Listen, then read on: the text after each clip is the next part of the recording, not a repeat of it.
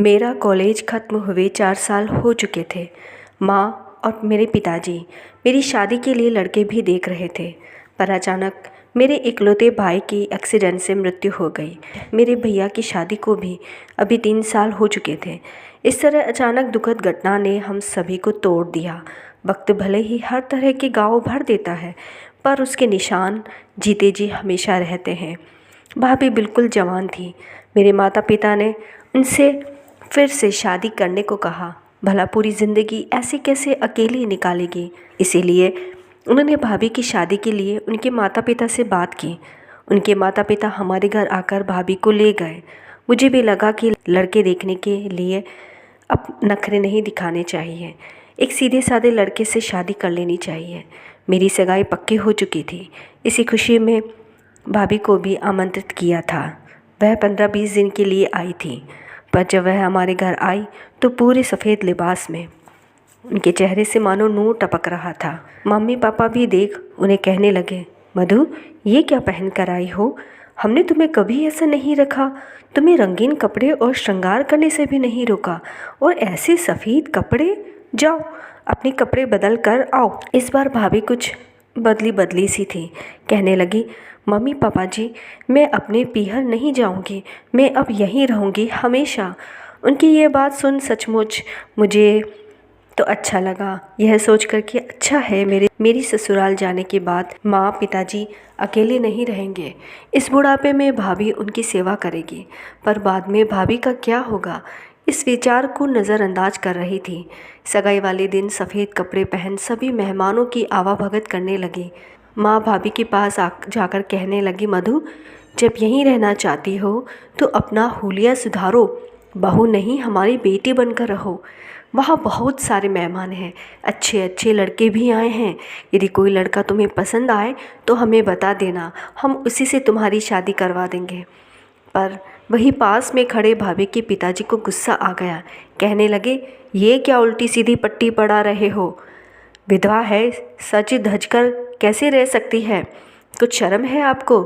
ये हमारे पास ही रहेगी। हमारे घर में कोई खाने की कमी थोड़ी ही है। कोई ज़रूरत नहीं है दोबारा शादी की। मधु की तरफ देखकर बोले, क्या तुझे दोबारा शादी करनी है? अरे एक चीज़ नहीं मिलेगी तो आदमी मर थोड़ी ही जाता है। ऐसा कहकर वह भाभी को अपने साथ ले गए। यहाँ तक कि मेरी सगाई के कार्यक्रम में भी उन्हें हिस्सा लेने नहीं दिया। यहाँ तक कि मेरी शादी में भी बस रिसेप्शन ही अटेंड करने आए थे। मेरी शादी के 2 महीने बाद भाभी की माताजी का भी देहांत हो गया, पर किसी कारणवश मैं वहाँ जा न सकी। मेरी भाभी से हर तरह का संपर्क टूट चुका था। जहाँ आज हर किसी के पास अपना मोबाइल फ़ोन रहता है, पर शायद उनके पास नहीं था। कभी अकेले में जब कहीं टहल रही होती हूँ तो भाभी को ज़रूर याद कर लेती थी। सोचती थी कि न जाने क्या कर रही होगी। खुश तो होगी, पर खुशी किससे मिलती होगी? उनका समय कैसे कटता होगा? उनके पास तो उनका अपना कोई नहीं होगा, न पति न बच्चा। मेरी बड़ी इच्छा थी कि क्यों न उनकी ज़िंदगी में झांका जाए। हाँ, ये उनका अपना निजी मामला था, पर क्या सचमुच उनका निजी मामला था जिसमें खुशी किसी और की थी? मेरे माता पिता को भी भाभी की कोई खोज खबर नहीं थी, और एक दिन ढीठ बनकर मैं अपनी भाभी के घर पहुंच गई। वहां भाभी के 3 भाई भाभी, बच्चे और उनके पिताजी थे। एक भरा पूरा घर।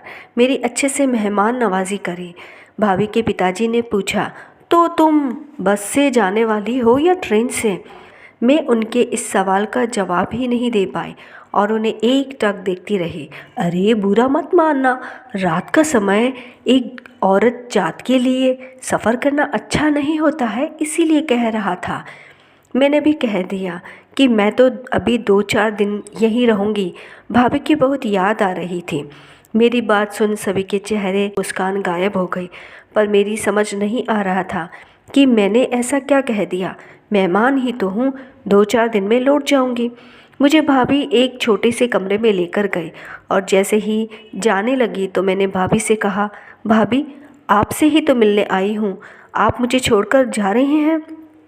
भाभी बोली, रितु, कल मिलते हैं। अभी रात बहुत हो चुकी है, मैं भी बहुत थक चुकी हूँ। भाभी रसोई से कुछ सामान लेकर उनके पिताजी के कमरे में चली गई। पूरे घर में सन्नाटा था। सभी अपने अपने कमरों में थे। न जाने मुझे क्या सूझा कि मैं भाभी वाले कमरे के बाहर खड़ी हो गई। उनके पिताजी कह रहे थे, रितु को समझा बुझाकर कल सुबह रवाना कर देना। तू धीरे धीरे क्या कर रही है? दवाई ला, चल ऊपर आ। क्या क्या कर रही है?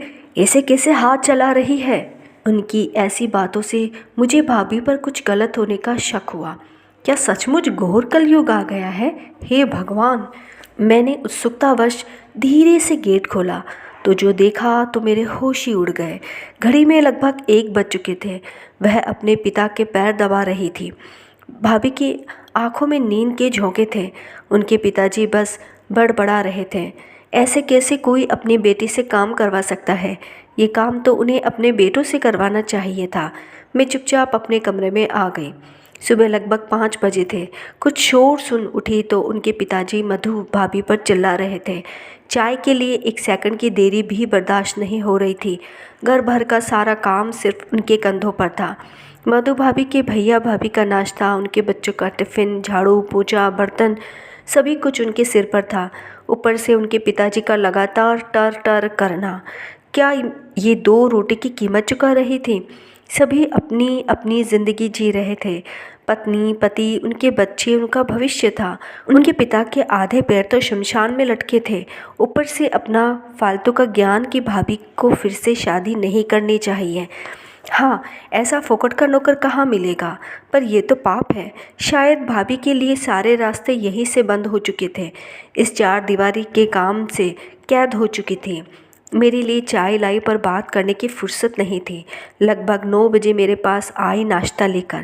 कहने लगे, अभी 11 बजे बस है, तुम्हारे लिए सही रहेगी। भाभी फिर से शादी कर लो ना।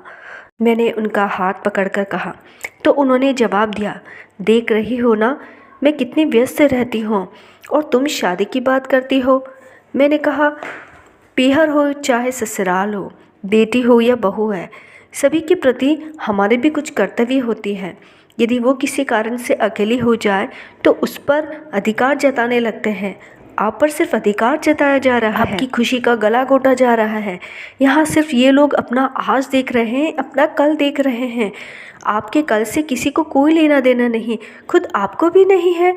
मुझे कोई जवाब दिए वो वहाँ से चली गई। भाभी के पापा आए, कहने लगे, रितु मैंने स्कूटर बाहर निकाल दिया है, चलो मैं तुम्हें बस स्टैंड छोड़ आता हूँ। इस तरह किसी के मेहमान को जबरन निकालते देखा या सुना है? मैंने अपना बैग लिया और सबको अलविदा कह जाने लगे। फिर से सभी के चेहरे पर एक लंबी वाली मुस्कान थी, सिवाय मेरे और भाभी के। हम दोनों एक दूसरे को लगातार दिखे जा रही थी। बस में बैठे बैठे मुझे अपनी गलती का आभास हो रहा था कि मैंने कितनी बड़ी गलती कर दी थी। जाने अनजाने मैंने ही उनका सपना छीन लिया था। आज जिससे मेरी शादी हुई थी उसी को मेरी भाभी ने सगाई के कुछ दिन पहले अपने प्रेम जाल में फंसाया था। मेरे पति भी उनके प्रेम जाल में फंस गए थे। सगाई के 2 दिन पहले ही मैंने भाभी और मैंने मेरे होने वाले पति को एक साथ बालकनी में देख लिया था, जहाँ वे हंसी मजाक वाली बातें कर रहे थे। पर जलनवश में भाभी पर नाराज़ हो गई थी। मैं कोई अपने पति से प्यार नहीं करती थी, बस ऐसे ही शादी से पहले मिलकर जानने वाली बात थी। और वही बात मेरे भाभी के लिए भी थी। पर एक असुरक्षा का भाव कि वो मेरे मंगेतर को चुरा लेगी तो फिर कहीं मेरी शादी में फिर कोई विघ्न न आ जाए। पहले भी भैया के हादसे से शादी के लिए देरी हो चुकी थी। मेरी सगाई या शादी वाले दिन भाभी के आने या ना आने से मुझे कोई फ़र्क नहीं पड़ा था। पर आज मैं खुद को दोषी मान रही थी। सोच रही थी कि यदि मैं अपनी जगह अपनी भाभी की शादी करवा देती तो आज वो मेरी जगह होती और खुश होती। घर पहुंचकर मैंने अपने माता पिता को सारी बात बताई। मेरे माता पिता भाभी के घर पहुँचे उन्हें अपने साथ लाने, पर उनके पिताजी ने भाभी को आने ही नहीं दिया। उन पर अपना हक जताने लगे। कहने लगे, हाँ अब हमारी बेटी तुम लोगों को तुम्हारा बुढ़ापा संवारने के लिए चाहिए, तुम्हें गरम गरम रोटियां पकाकर खिलाए, तुम्हारे घर की नौकरानी बनकर रहे, निकलो यहाँ से। भरपूर बेइज्जती करके मेरे माता पिता को वहाँ से निकाल दिया। पर जहाँ सीधी उंगली से काम ना निकले तो उंगली टेढ़ी कर दो, बस अब कुछ ऐसी ही तरकीब निकालनी थी। मैं हर हाल में अपनी गलती सुधारना चाहती थी। मेरे ही ससुराल में मेरे दूर के जेठ जी थे जो विदुर थे।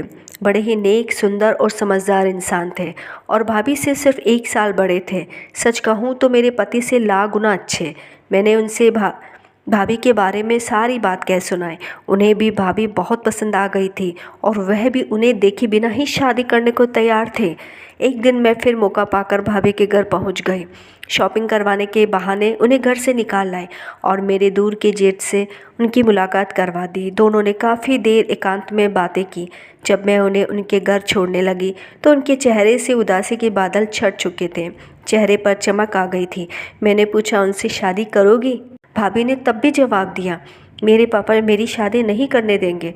इसका मतलब आप तैयार हैं? लड़का लड़की राजी तो क्या करेगा काजी। अगले महीने भर में कोर्ट मैरिज की सारी तैयारी कर चुके थे और वे दोनों कभी कभी मिलने भी लगे थे। हालांकि मैं उन दोनों को मिलाने वाली कड़ी थी और ऐसे ही घर से निकलने के बहाने शादी भी हो गई। शादी वाले दिन भाभी के माँ बाप की भूमिका मेरे माँ बाप ने ही की।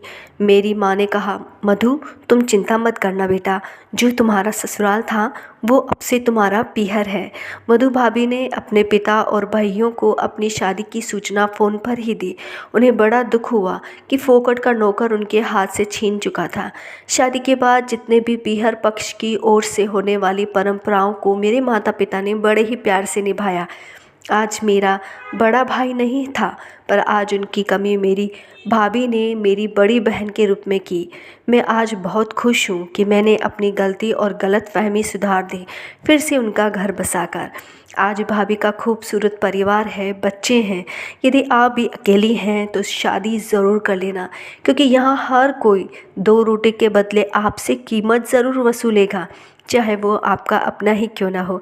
देख लेना कहीं आपके आसपास कोई ऐसा तो नहीं जो कहने को तो आज़ाद हो पर कैद हो। यदि आपको मेरी ये कहानी पसंद आई तो please like, share and subscribe my channel. Thank you.